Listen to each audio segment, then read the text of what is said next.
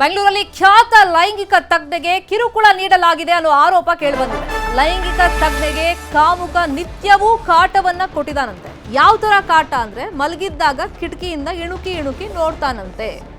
Gate ಮುಂದೆ ಪಾಗಲ್ ಪ್ರೇಮಿ ತರ ನಿಂತ್ಕೋತಾನಂತೆ. ರಾತ್ರಿ ಆದ್ರೆ ಬೆಡ್ರೂಮ್ ಹತ್ರ ಪ್ರತ್ಯಕ್ಷನಾಗ್ತಾನೆ, ಕಿಟಕಿ ಹತ್ರ ಕಾಣಿಸ್ಕೊಳ್ತಾನಂತೆ.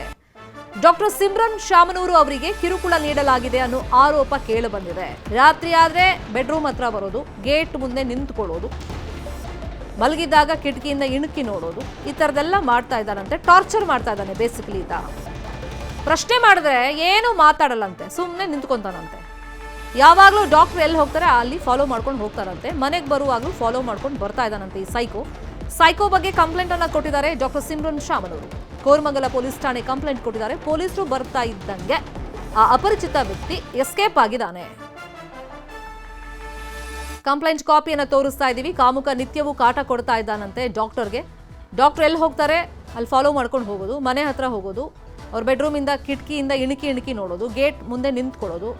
ಈ ಬಗ್ಗೆ ಪ್ರಶ್ನೆ ಮಾಡಿದ್ರೆ ಏನು ಮಾತಾಡಲ್ವಂತೆ. ಇದೇ ವಿಷಯವಾಗಿ ಇನ್ನಷ್ಟು ಡೀಟೇಲ್ ಆಗಿ ಇನ್ಫಾರ್ಮೇಶನ್ ಕೊಡ್ತಾ ಹೋಗೋದಕ್ಕೆ ನೇರ ಸಂಪರ್ಕದಲ್ಲಿ ಕನೆಕ್ಟ್ ಆಗಿದ್ದಾರೆ ನಮ್ಮ ರಿಪೋರ್ಟರ್ ಮಂಜುನಾಥ್.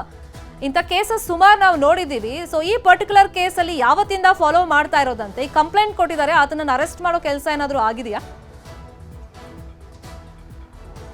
ಎಸ್, ಖಂಡಿತವಾಗ್ಲೂ ಈ ಒಂದು ಘಟನೆ ಆಗಿರುವಂತಹದ್ದು ಕಳೆದ 15-20 ದಿನಗಳಿಂದಲೂ ಕೂಡ ನಿರಂತರವಾಗಿ ಸಿಮ್ರಾನ್ ಶಾಮನೂರು ಎನ್ನುವಂತಹ ಒಬ್ಬ ವೈದ್ಯಗೆ ಈ ರೀತಿಯಂತಹ ಸೈಕೋಪಾತ್ ಪ್ರತಿನಿತ್ಯ ಆಕೆ ಕೆಲಸ ಮುಗಿಸ್ಕೊಂಡು ವಾಪಸ್ ಮನೆಗೆ ಬಂದಂತ ಟೈಮ್ನಲ್ಲಿ ಆಕೆಯನ್ನು ಹಿಂಬಾಲಿಸ್ಕೊಂಡು ಬರುವಂತದ್ದು, ಜೊತೆಗೆ ಆಕೆಯ ಮನೆಯ ಗೇಟ್ ನ ಮುಂಭಾಗದಲ್ಲಿ ನಿಂತ್ಕೊಂಡು ಆಕೆಯನ್ನ ಗುರಾಯಿಸ್ತಾ ನೋಡುವಂತದ್ದು, ಇನ್ನು ಆಕೆ ಕಿಟಕಿ ಭಾಗಕ್ಕೆ ಏನಾದ್ರೂ ಬಂದಂತಹ ವೇಳೆಯಲ್ಲಿ ಕಿಟಕಿಯಲ್ಲಿ ಆಕೆಯನ್ನ ಇಣುಕಿ ನೋಡುವಂತದ್ದು, ಈ ರೀತಿಯಾಗಿ ವಿಚಿತ್ರವಾಗಿ ವರ್ತನೆ ಮಾಡುವಂತ ಒಂದು ಘಟನೆ ಆಗ್ತಾ ಇತ್ತು.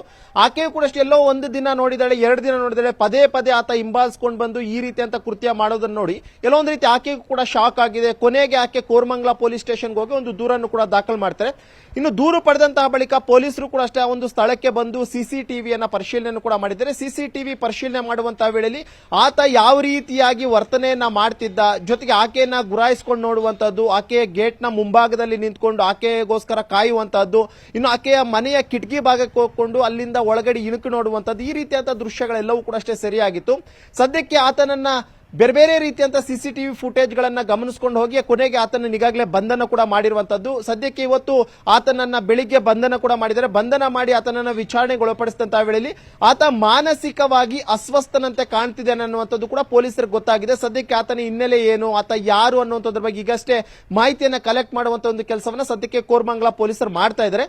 ಒಂದಂತೂ ಬಹಳ ಕ್ಲಿಯರ್ ಕಟ್ ಆಗಿ ಗೊತ್ತಾಗುತ್ತೆ, ಆತ ಮಾನಸಿಕ ಅಸ್ವಸ್ಥನೆ ಆಗಿದ್ರು ಕೂಡ ಅಷ್ಟೇ ಈಕೆ ಒಬ್ಬಾಕೆನೇ ಹಿಂಬಾಲಿಸಿಕೊಂಡು ಬರುವಂತ ಉದ್ದೇಶವಾದ್ರೂ ಏನಿತ್ತು, ಜೊತೆಗೆ ಆಕೆಯ ಮನೆಯ ಭಾಗಕ್ಕೆ ಹೋಗುವಂತದ್ದು, ಆಕೆಯ ಮನೆಯ ಗೇಟ್ ನ ಮುಂಭಾಗದಲ್ಲಿರುವಂತದ್ದು, ಇನ್ನು ಆಕೆ ಬೆಳಿಗ್ಗೆ 8-9 ಗಂಟೆಗೆ ರೆಡಿಯಾಗಿ ಹಾಸ್ಪಿಟಲ್ ಹೋಗುವಂತ ಸಂದರ್ಭದಲ್ಲಿ ಆಕೆಯನ್ನೇ ಹಿಂಬಾಲಿಸ್ಕೊಂಡು ಹೋಗುವಂತದ್ದು, ಇದೆಲ್ಲವನ್ನು ಕೂಡ ನೋಡ್ತಾ ಇದ್ರೆ ಬಹುತೇಕ ಆತ ಯಾವ ಪ್ಲಾನ್ ಅನ್ನ ಮಾಡ್ಕೊಂಡಿದ್ದ ಅಂತ ಹೇಳ್ಬಿಟ್ಟು. ಯಾಕಂದ್ರೆ ಪೊಲೀಸರು ಆತನನ್ನ ಇವತ್ತು ಅರೆಸ್ಟ್ ಮಾಡಿದಂತಹ ಸಂದರ್ಭದಲ್ಲೇನೋ ಮಾನಸಿಕ ಅಸ್ವಸ್ಥನಂತೆ ಕಾಣ್ತಾ ಇದ್ದೇನೆ ಅಂತ ಹೇಳ್ತಿದ್ರೆ, ಮಾನಸಿಕ ಅಸ್ವಸ್ಥ ಆಗಿದ್ರೆ ಬೇರೆ ಹೆಣ್ಮಕ್ಳನ್ನು ಕೂಡ ಈ ರೀತಿ ಹಿಂಬಾಲಿಸ್ಕೊಂಡು ಹೋಗ್ಬೋದು, ಅಥವಾ ಅವರ ಮನೆಗಳ ಮುಂದೆ ಹೋಗ್ಬಿಟ್ಟು ಅವರನ್ನ ಗುರಾಯಿಸ್ಕೊಂಡು ನೋಡಬಹುದು. ಆದ್ರೆ ಪರ್ಟಿಕ್ಯುಲರ್ ಆಗಿ ಈ ಒಂದು ಸಿಮ್ರಾನ್ ಎನ್ನುವಂತಹ ಒಂದು ವೈದ್ಯನ್ನೇ ಯಾಕೆ ಆತ ಹಿಂಬಾಲಿಸ್ಕೊಂಡು ಹೋದ ಅನ್ನೋದ್ರ ಬಗ್ಗೆ ಕೂಡ ಈಗಾಗಲೇ ಪೊಲೀಸರು ಹೆಚ್ಚಿನ ಒಂದು ಇನ್ವೆಸ್ಟಿಗೇಷನ್ ಅನ್ನ ಕಂಟಿನ್ಯೂ ಮಾಡಿರುವಂತಹದ್ದು. Sharmita, please be online Manjunath.